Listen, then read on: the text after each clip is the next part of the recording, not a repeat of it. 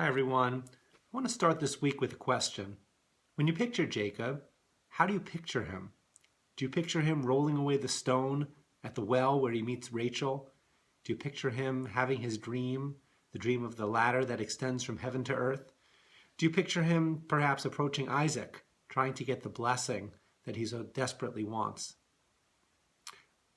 Perhaps like me, you rarely picture Jacob walking with a limp, the limp that he gets after his struggle with the angel on that night before Jacob is actually going to meet his brother Esau again.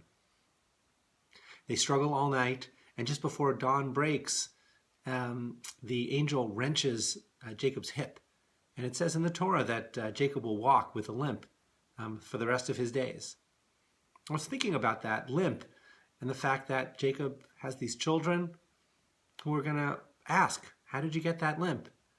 His grandchildren may ask him. And he's going to tell this story of transformation, this wondrous story of meeting an angel and surviving and even triumphing, having his name changed from Jacob to Yisrael.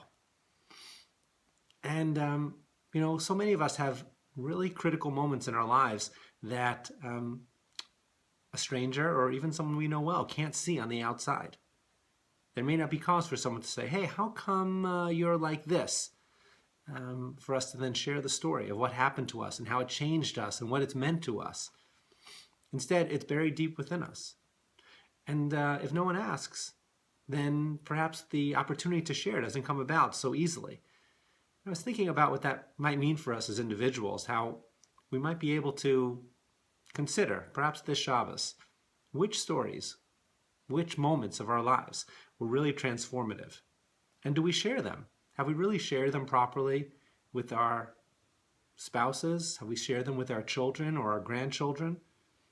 Are we reticent to share these stories with strangers? They seem perhaps too private. I think that the opportunity to share these stories is actually truly an opportunity to connect with other people. Now, not every story needs to be shared, but if we're willing to share really important moments at the right time and in the right way, we actually have the opportunity to show ourselves. There's a vulnerability there that allows us to be open to others, and therefore perhaps for others to be open to us. It brings people together, and it presents us for who we truly are. These moments that impacted us, sometimes terrible moments, sometimes painful moments, and sometimes wonderful and beautiful and truly unique moments. All of them put together, that's who we are. We should take the opportunity to share them. Jacob's kids and grandkids had an opportunity to ask. And I imagine this is one of the stories Jacob might have told repeatedly. But if you can't see the result of this transformation on the outside, people might not ask. And what a shame for us to hold that in and not share that with the people we care about and even the people who we might care about if they got to know us. So I hope this Shabbat you'll have the opportunity to reflect on one of the stories that transformed you and made you the person you are, and that you'll determine to share your story and be open about it with the people around you. Hope you have a wonderful Shabbat.